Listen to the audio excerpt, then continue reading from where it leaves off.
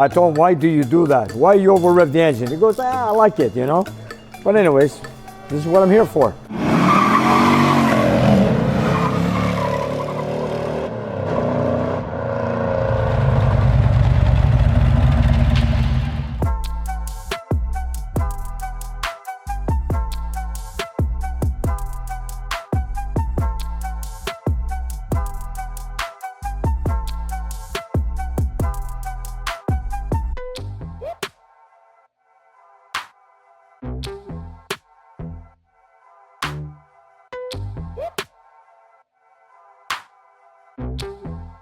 This is an engine I've built for a client of mine 3 years ago for a 71 Dodge Super Bee.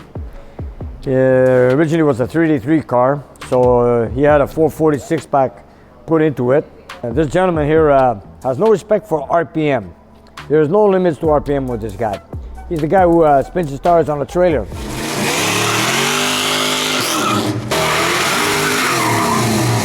But he brought it in here because he wants me to remove the valve covers because he believes he broke a push rod or a walker. I don't know what he's done, but I'm going to take out the valve covers right now. We'll take a look. But now he wants me to find him a scrap transmission bell housing so he could put this motor at his shop and has that as a display and have it running on an engine stand. So he doesn't have a car for it. So what he wants me to do is fix something with the valve trimming that broke down, put on the dyno, get it running, tune it, and then after that, so you can take it home and put on display. So let's take off the valve covers and see what we've got. And as you know what, I'm just curious to see what kind of parts I need right now. First of all, it's a little messy here. I just want to remove them off, but they came in last night. So let's see what we've got. I don't know which side. He told me there's a noise on one side, so. He wants to put on display in his shop. In other words, put it on a stand and just turn the key and start it and show it off without a car. I believe it had 600 horsepower when I finished it 3 years ago. And now, he sold the car with the 383 I built him last year. And it's just a spare engine. And he's a dedicated Dodge man, let me tell you. There's one off. Oh, let's see what happened here. Here we go. And what do we got here?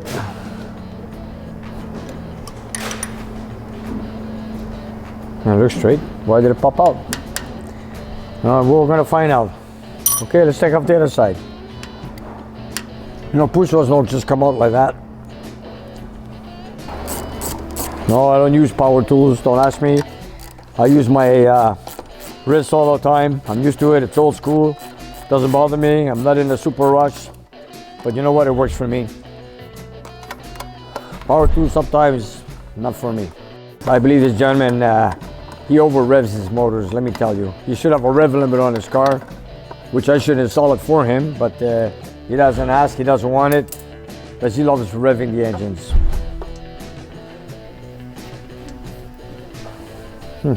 This side's good. So I believe it's just on the other side. So what went wrong?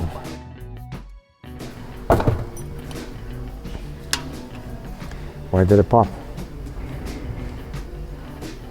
Oh well, let's find out. Let's hope we didn't bend the valve. We're going to make a pressure test on the cylinder or a leak down test to make sure that he didn't bend the valve or anything like that. So he was right. He did knock out something. Okay, it's a hydraulic cam. I don't remember if this is a roller or a flat tappet. I believe it's a flat tappet. I know this gentleman for a few years now. Very good client of mine. I don't know, but he likes to build engines and likes to rev them. Rev and rev. I don't know why. He knows he breaks things like that, but he doesn't seem to care. I guess he could afford it. Anyways, now we're gonna take a good look at it, see if he's got any valve damage. And if everything goes well, I'm gonna clean it up, dress it up, and of course, put back his distributor on and get it running on the dyno. And then set him up with the bell housing so he can put a start on it. I guess he wants to put his motor on display. That'll be fun.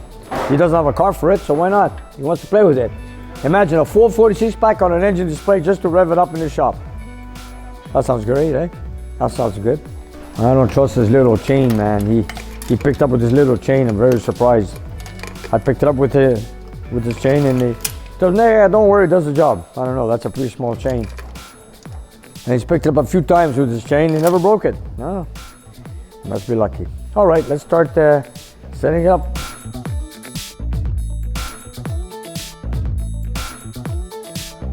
I'm going to make a leak down test because, you know, since he revs it so high, I don't know if he's bent valves or anything at any other cylinder. So what I'm going to do is I'm going to remove all the rockers, and of course you want all the valves closed to make a leak down test. So I'm going to show you guys how a leak down test works. If you want to make sure you got cylinder pressure. So what we're going to do is, of course, you got to remove all 8 spark plugs, all the rockers, make sure all the valves are closed.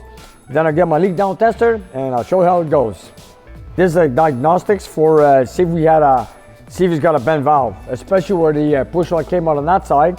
Sometimes, you know, the push rod could be on the side of the rocker, keeps the valve open too long or much more than it should, and then it smacks the piston. So what we're going to do is make a leak down test to verify if any valves are bent. If he's got a bent valve, we're going to remove the cylinder head. So in this case, I'm just going to do it right here. I'm going to remove the rocker shafts, push rods, and we'll take it from here. And always, you know, when you over rev an engine, sometimes, you know, it depends how much he's revved it. We're gonna have to check all the push rods, especially if you have a bent push rod or a push rod comes out of place, you're bound to have a bent valve. First of all, this is the push rod that came out, but in this case, I'm gonna check all 16 push rods because I don't know what's happened to this engine. I know it's been over revved, so we're gonna go and check it one by one. I've had this leak down tester for maybe 35, 40 years. It's made by Mr. Gasket. This is what it is. It's a simple gauge. I'm going to put 100 psi air pressure in each cylinder, and I'm going to regulate it, and you're going to see the difference. Anyways, let me get going. Let me remove all the rockers so we can have all our valves closed. To make a leak down test, all valves have to be closed 100%.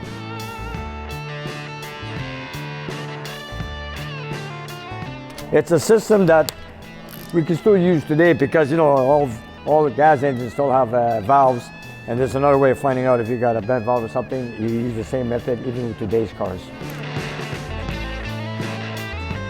You know what, I build engines for street, and some of my customers are pretty heavy-footed. Like this gentleman here is a heavy footer. He brought it back in, he goes, "Nick, I over revved it. I probably knocked out a push rod." I told him, "Why do you do that? Why you over rev the engine?" He goes, "I like it, you know." But anyways, this is what I'm here for. So I'm going to take off the rocker shaft. This way we can tell that all the valves are going to be closed. Like so. After, I'm going to check all the push rods.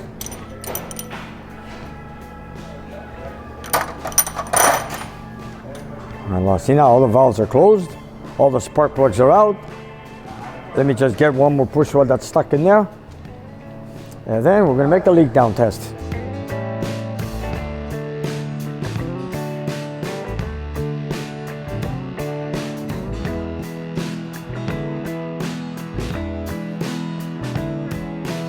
Sometimes you can have a bent valve and the push rod could be perfectly straight. So we don't know that. So what I'm going to do is check them all.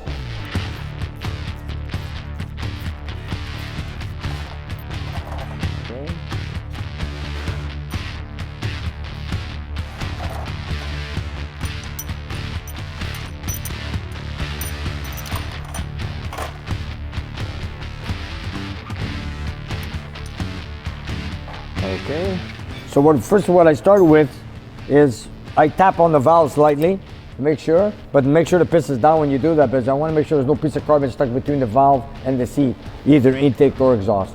So what I do is I look down the cylinder, make sure that the piston is down, like so, tap it, like that, and then now we're going to put our hose on it. We're going to inject 100 psi air pressure, and then we're going to find the difference of what percentage leakage we have. And here we go. And give it a few seconds, and let's see what we got. Cylinder number 1.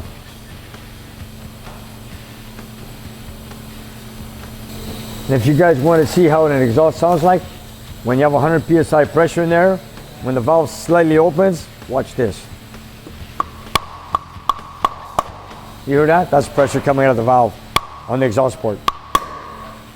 Here we go. And what do we got? Just a little bit over 6%. So that's not too bad. So I know now that for sure there's no bent valves in that cylinder number 1. So we got 6% on cylinder number 1. And now we're gonna go through all 8 and see what we've got. And this is the one that we found the push rod out of place. So this is the one that came out. So let's see what happens. Cylinder number 3. Taking a while to fill up. Obviously we have something wrong with this cylinder. And sometimes you want to know what's leaking. If it's the exhaust valve, you do this on the exhaust port, or if it's the intake, open the throttle plates and just put your hands over here. You can feel the air coming through. Or it could be even the crankcase, which air would come through the crankcase area. So as you can see, we have something wrong here. We've got over 26% leakage. From what I see, we're gonna have to remove the cylinder head. Here we go. So let's go on to cylinder number 5. Slightly bent, I believe. Let's check cylinder number 5. Want to make sure the piston is down. No, this piston is up. So we'll turn the crank in the front. And in some cases, the air pressure pushes down the piston for you as you inject the air. Okay, here we go.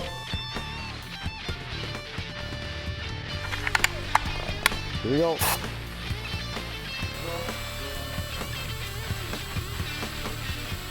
And here's one here, we have a 9% leakage. You know, it can never get 100% because, you know, you got the gaps in the rings. It's a used engine, so don't expect 100%. You can have some leakage because we have some wear and tear. Everything counts for, you know, maybe a valve job, the way the rings are sitting. But this is normal, so this is good, 9%. What I'm looking for, something that's really bent. So far, the weakest one is cylinder number 3, where we found the push rod come out of place. And this is good. Piston is down. Tap it. Here we go. Cylinder number 7. Here we go. Bring it to 100 psi pressure in, and what leaks out is roughly 12%.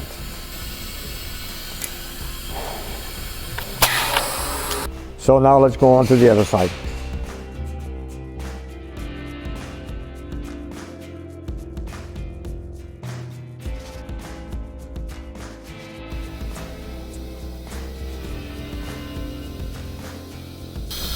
Here we go. So we got 10% on this cylinder, number 2.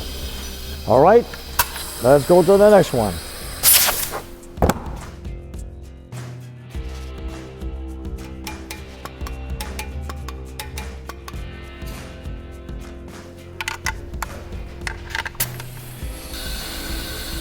Another way you can find out is doing a compression test. Warm up the engine, but in this case you can't warm it up, it's not running. Take out the 8 spark plugs, full throttle.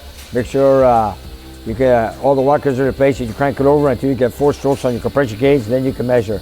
But this is more an exact reading. If it's something really bad, you can tell if it's the intake valve, exhaust valve, or head gasket, or rings.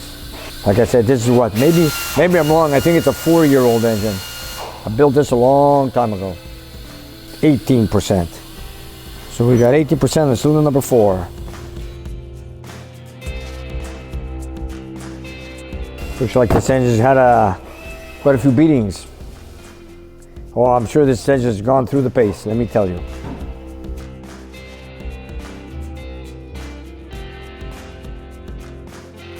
Here we go, cylinder number 6.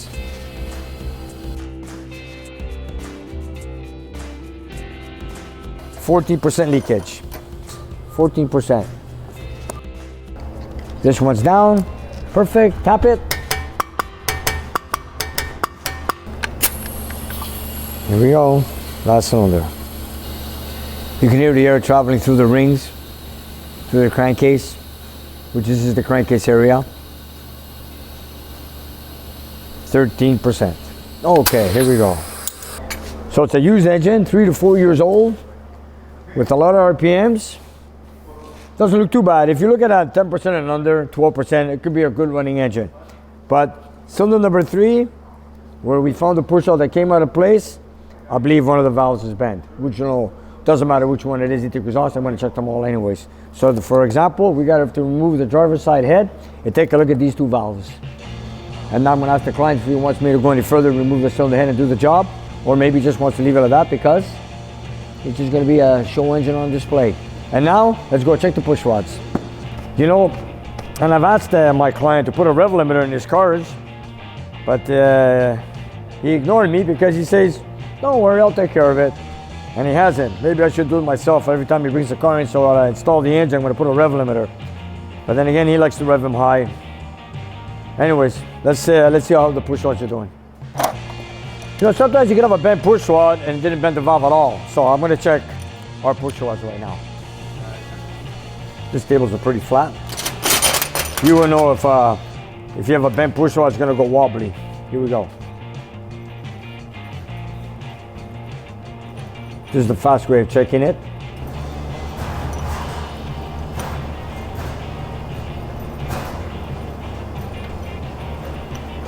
Did you guys see any bent push rods? So far, so good. And these are hardened chrome moly push rods, 3/8 diameter. They're pretty strong. Now, looks good to me. So our job is now to remove the cylinder head. So let me contact my client, see if he wants me to do that, or just put on the dyno, just set it up and get it running. There you go.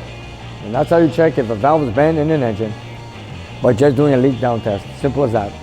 There you go. These engines are not made for cruising. They're being meant to be raced and revved. As you can see, it's a 6-pack also. It doesn't look like an engine to be cruising around or used as a grocery getter. So it's all here. So we got a 1-week cylinder.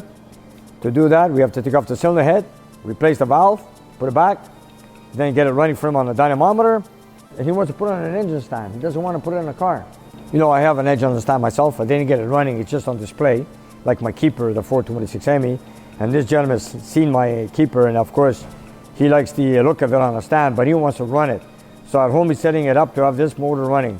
But first, he told me fix if it needs anything, get it running on the dyno, set up my timing, put my distributor back, change the oil, adjust the rockers, check if anything's bent, maybe the valve, and take it from there. The big 440 6-pack isn't the only engine in the shop that needs Nick's attention today. He wants to button down the heads on an all-stock 340 build in the engine room. But first he wants to get his old lathe up and running on some nearly antique disc brakes. I'm gonna set this up for Joel. So I'll teach him how to turn the discs. It's very, very rare when we turn a disc here on our lathe, which we use very, very seldom. And in the meantime, I want to get something done on the engine room with a 340. That's from Steve from Toronto. Anyways, let me set this up with Joel, and then we'll go and work on the engine.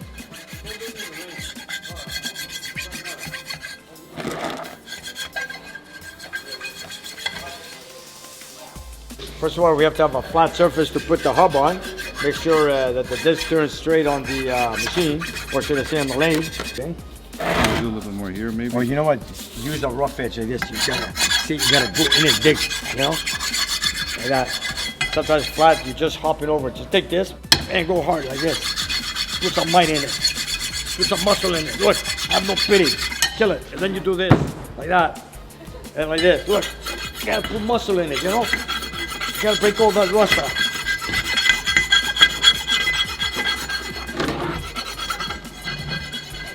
Old school, but always good. Okay, let's go. Put it on the machine.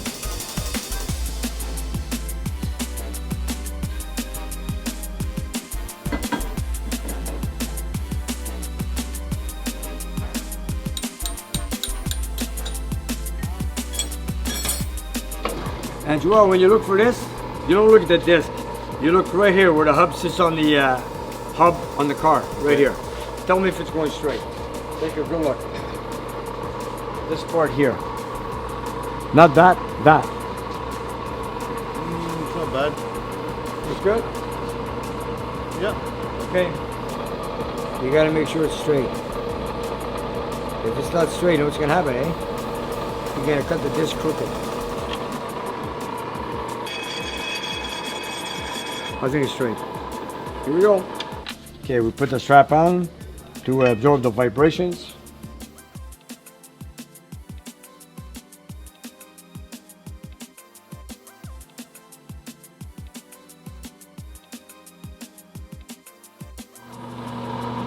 You know, it's a huge disc, you know. It's not gonna cut 360 degrees, that's for sure.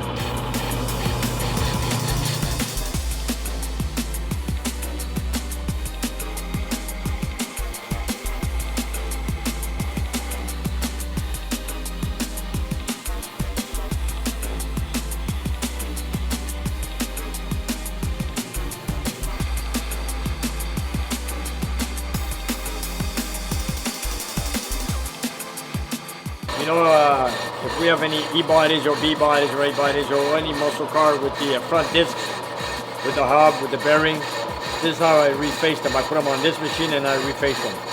Of course, those days, the old cars used to reface the disc. Nowadays, the front-wheel drive cars, they're just a disc itself, no hub in many cases. So they're so cheap that you can just buy a new disc, and it's very rare you turn the disc today for today's cars. But I kept this lathe because I do old muscle cars, and it comes in handy sometimes.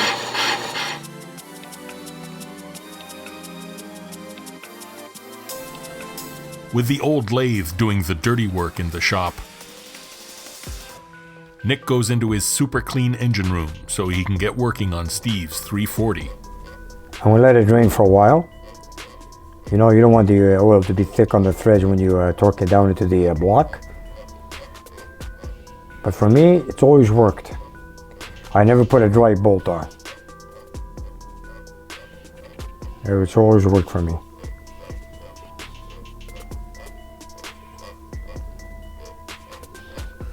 You know what, if you read the shop manual, that's what it tells you. Lubricate the bolts with motor oil before you install them. So I let it sit for a while so that the oil drips out as much as it can. So you can have as little oil as possible on the threads, like this. Let it drain for a while, and then you can't go wrong. And you know what, it's always worked for me. So I'm gonna stay with my pattern, and I'm gonna go with it. And I'm preparing these bolts because I've got a 340 here from Toronto, which belongs to Steve. I've put the short block together. I've installed new core plugs. I also had the cylinders honed because they were using the same pistons. I put in a new set of rings. I also had the crank cut down and also balanced. After that, we had the short block assembled. And then I made a measurement of course, we installed all new rings. I measured the deck height.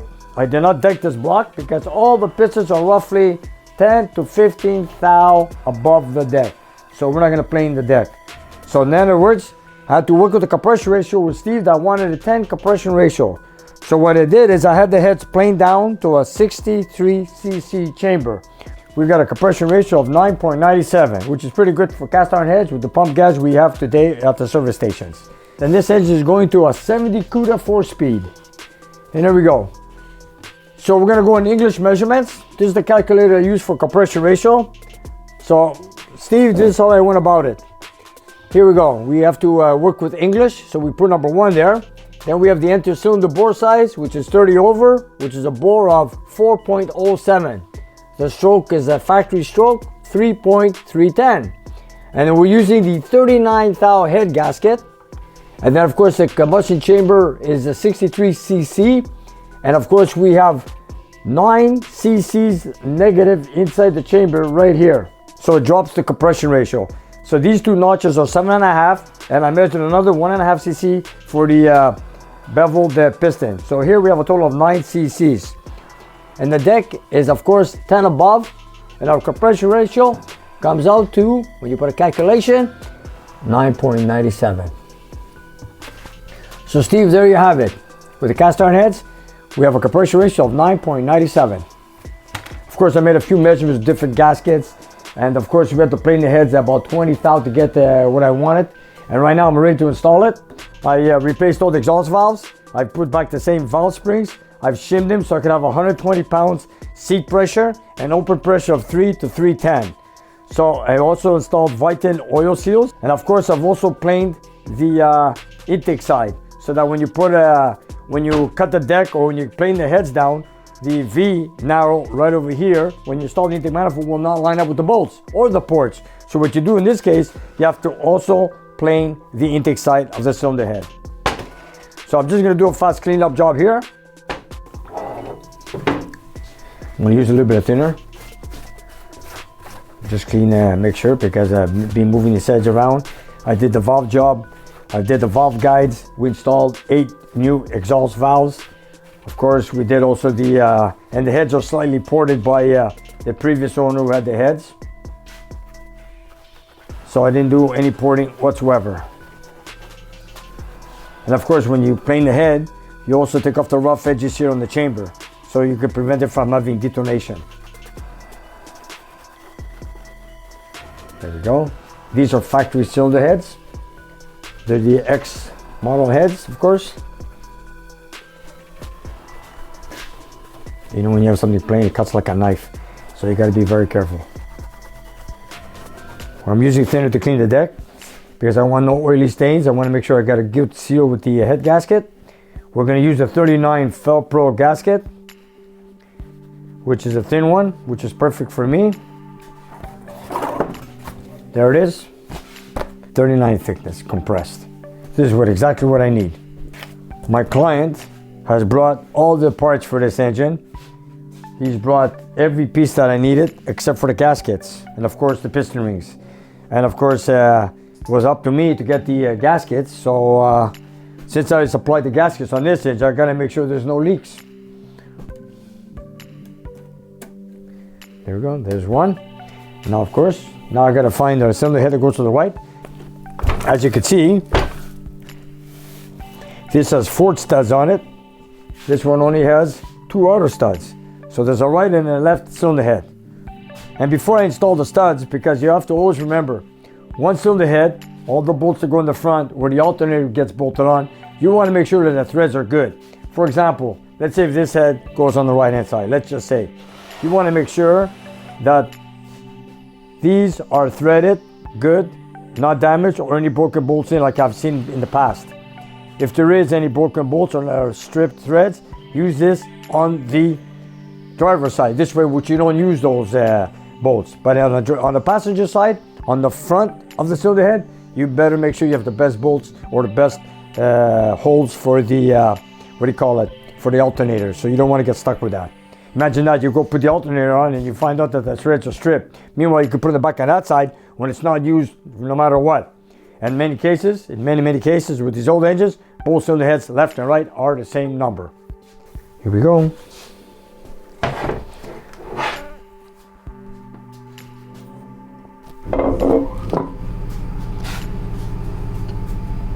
This is what I was talking about. You want to make sure that these bolts are free, not damaged, or any broken bolts inside. If there is, but instead of killing yourself taking them off, just put them on the other side where there's no purpose for anything. So on this side, you want to make sure you got the perfect head. So this one, I've selected the studs. I already looked both in their heads. Both of them have the holes for the in good shape for the alternator, so I wasn't worried about it. So the studs are on in the correct place. This is the driver's side, so I'm okay with that. So I'm ready to torque down the cylinder head.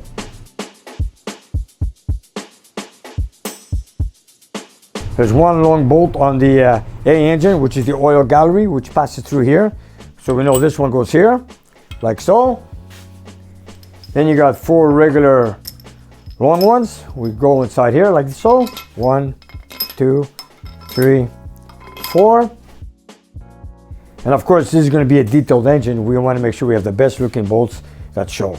My customer wanted the original bolts for a 340, which I have found some.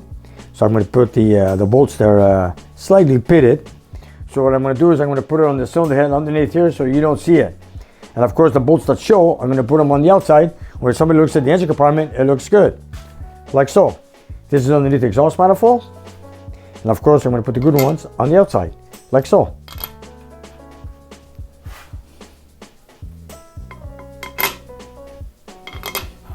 And there you go. There you go. But then again, they're all good bolts. They're clean. I had them sandblasted. I had them tapped, and now ready for installation.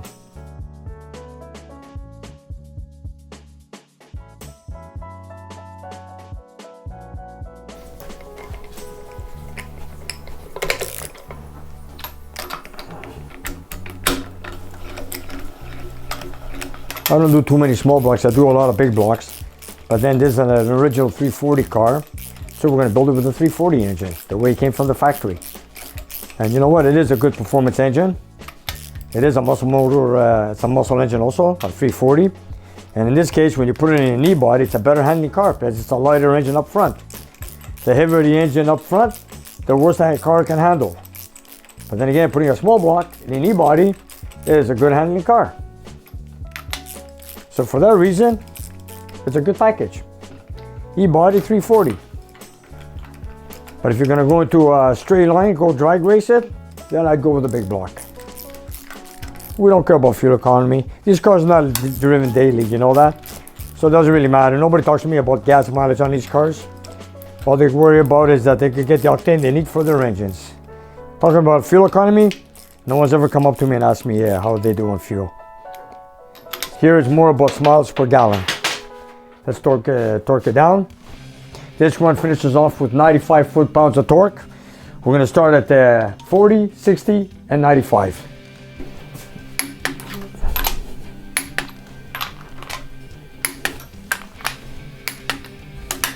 We always start from the center and work outwards, especially when you're doing cylinder heads. So as you bring down the cylinder head flat, that's why we do it that way. That's a factory way of doing it. So we went to 40, now we're going to go to 60. Actually, 65 actually. We're going to go up to 95 after. This is 65.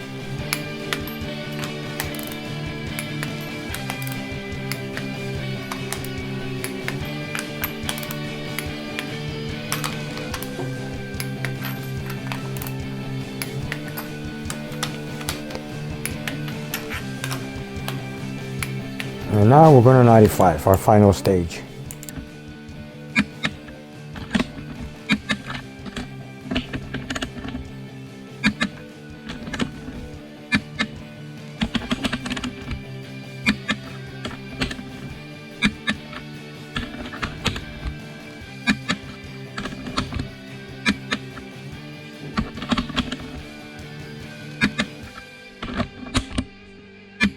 And then I'll go through it one more time.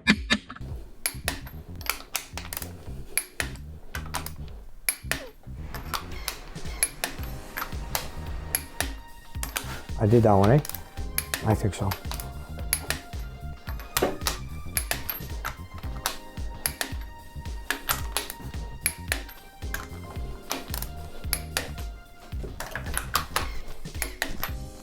And there we go. So one cylinder head is installed, done. And we'll do the same for the other side. And I gotta put the pin in.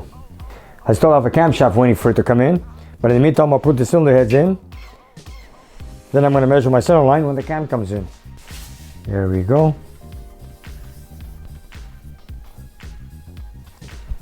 And there we go. Then we get another head gasket.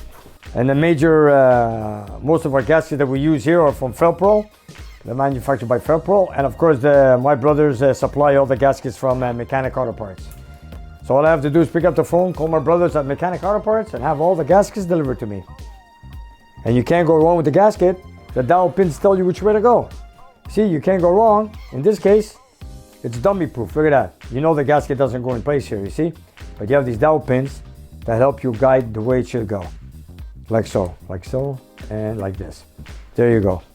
And you gotta always make sure that the oil line is open here for the oil feed for the rocker assembly.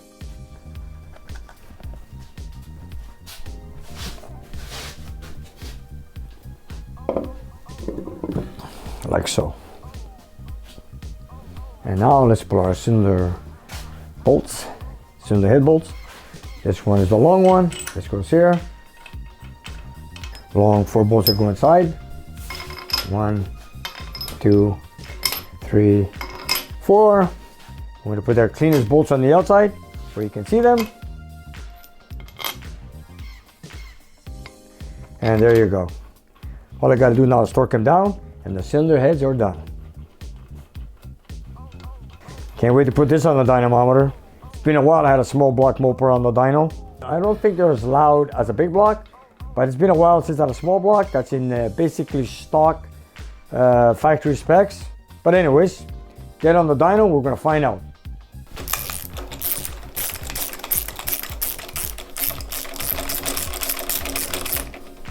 I like working with my wrists, you know what I mean? I know people use power tools, but I guess I'm old school, I don't know. But it doesn't bother me, I'm not in a rush. Why should I speed up?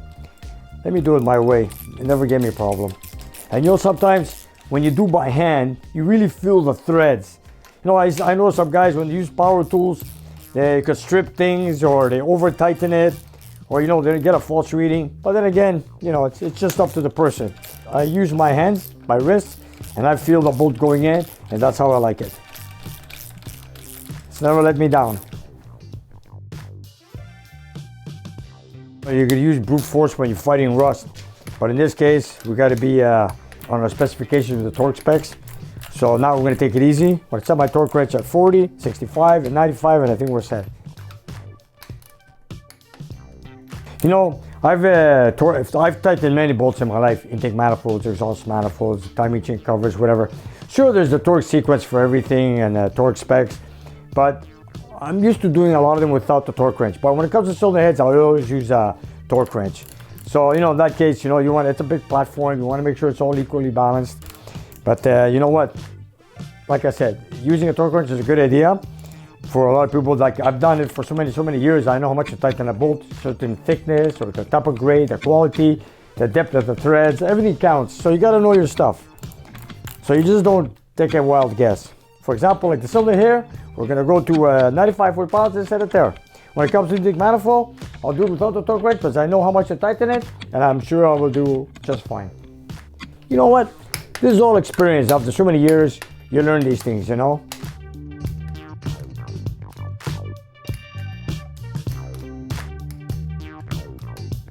Thanks for spending some time here in the engine room, because this is where all the assembly takes place. And I've done the most of my engines all here. And right now I just want to start putting engines together for the dynamometer, because right now winter's here. There's no installation on cars for at the moment. So our job is to get our motors running on the dyno. So this is what I'm looking forward to right now. There you go. Oh, it is going to be good when it runs on the dyno. Oh yeah, can't wait.